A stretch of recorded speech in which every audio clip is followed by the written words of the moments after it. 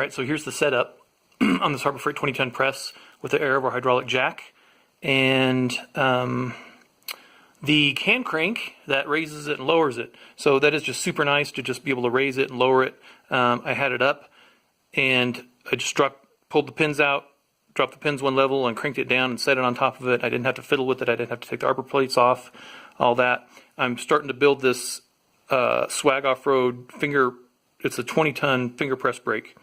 And so I just used this air over hydraulic jack to press the first one in, and it was so sweet. So here's the setup. This is just my shop air that comes over, and I have it going to a hose that I've strapped to the back here, just where I can quick connect it here. It just hangs in the back. I don't think it's in the way. I started to tie it up here, and I might still do that, but it's going to stick out the side then, so we'll have to see about that. Anyway, the air goes up over the jack. There it is.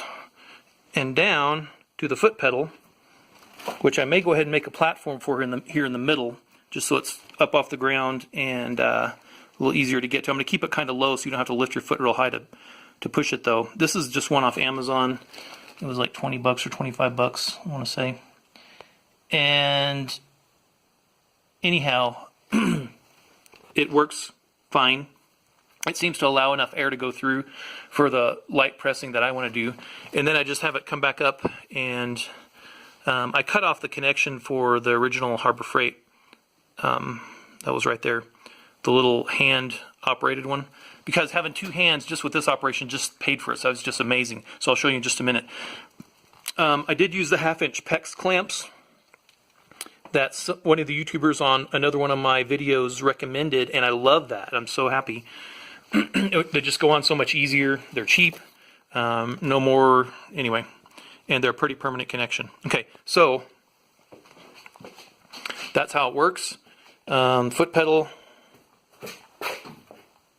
down here. This is locked in. Okay. And then I still need to get the Swag Off-Road release handle just to be a little more comfortable, but I just do that by hand. It's just a little uncomfortable on your thumbs because it's something that's kind of, it's not really sharp, but it's just small for the amount of force you have to put on it. So good. All right, let me switch the camera around and we'll press in this other piece right here, which you're supposed to press in about 1/8 to 1/4. So about that far. So I don't think it matters which one goes in.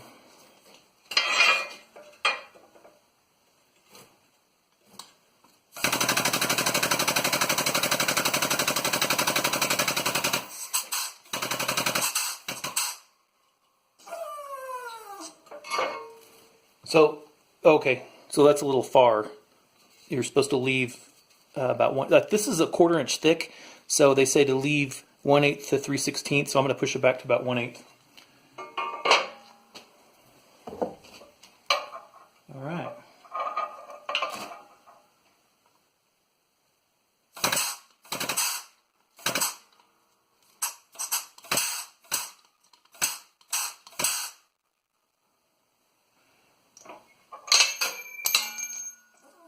Oh, I need 3 hands.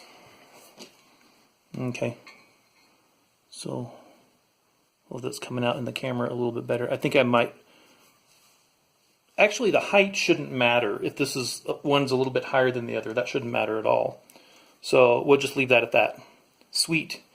That is so nice to be able to work with 2 hands and not have to fudge with holding a piece, because this piece I'm having to hold out here because there's nothing to support it, and hold my work. And if I was having a jack at the same time, it just wouldn't work.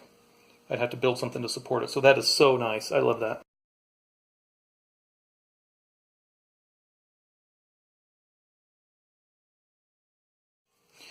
And just because I can, I'm going to even it up just a little bit.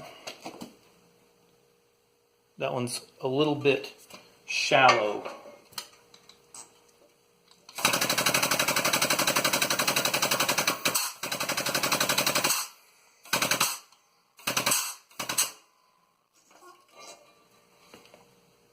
A little bit more. titch more.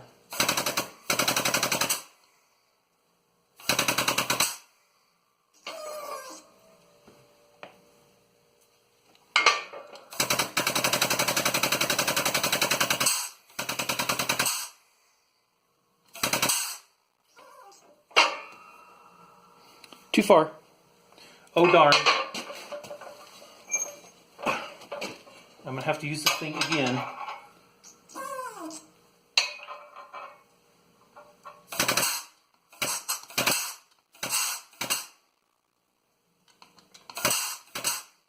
Yep. That'll do. Sweet.